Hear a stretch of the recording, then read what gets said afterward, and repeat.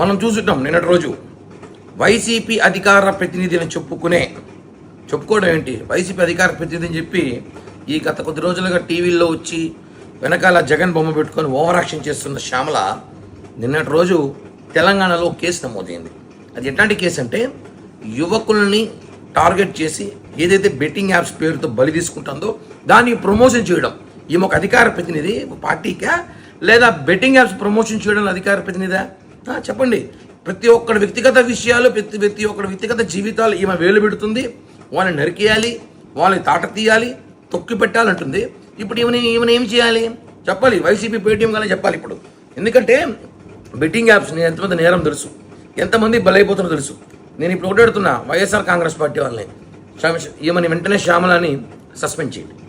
అధికార ప్రతినిధిగా ఉండే అర్హత హోదా లేదు కాబట్టి సస్పెండ్ చేయండి. ఏమిని సస్పెండ్ చేసి మాట్లాడండి, అంతేగాని ప్రతి ఒక్కరి విషయాలు మాట్లాడడం కాదు కదా. కాబట్టి శ్యామలను సస్పెండ్ చేయాలని డిమాండ్ చేస్తున్నా.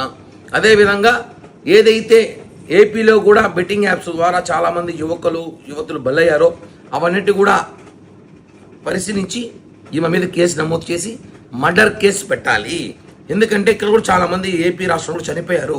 వాటికన్నిటి కూడా ఈ బెట్టింగ్ ప్రమోషన్ కారణం. కాబట్టి ఏవైతే తెలంగాణలో కేసులు నమోదయ్యాయో దానికి సంబంధించి ఈ ఆంధ్రప్రదేశ్ రాష్ట్ర వైఎస్ఆర్ కాంగ్రెస్ పార్టీకి అధికార ప్రతినిధిగా ఉందో ఈవిడ కూడా కారణం అయ్యి ఉంటుంది. కాబట్టి ప్రమోషన్ వల్ల ఈమెను చూసి ఇన్స్పైర్ అయ్యి చాలామంది ఇన్స్పైర్ అవుతారు. ఇన్స్పైర్ అయ్యేలాగా ఏమో చెప్తుంది కదా, ఇన్స్పైర్ అయ్యి బెట్టింగ్ లాపాడి చాలామంది ఆస్తులు పోగొట్టుకొని ప్రాణాలు తీసుకుని సైతం చూసుకుంటాం.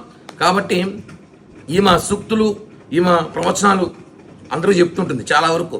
ఇవన్నీ సోది పక్కన పెట్టి శ్యామల గారు కూడా అన్నాను. ఎందుకంటే గారు అనే గొప్ప నేమ్ చేయట్లే. శ్యామల మీద కేసు నమోదు చేయాలి, వైసీపీ నుంచి సస్పెండ్ చేయాలి. అధికార ప్రతినిధిని ఆమె వైసీపీ పార్టీకా లేకపోతే బెట్టింగ్ యాప్స్కా? కాబట్టి ఆమె మీద చర్యలు తీసుకోవాల్సిందిగా ఏపీ పోలీసుల్ని కోరుతున్నాను.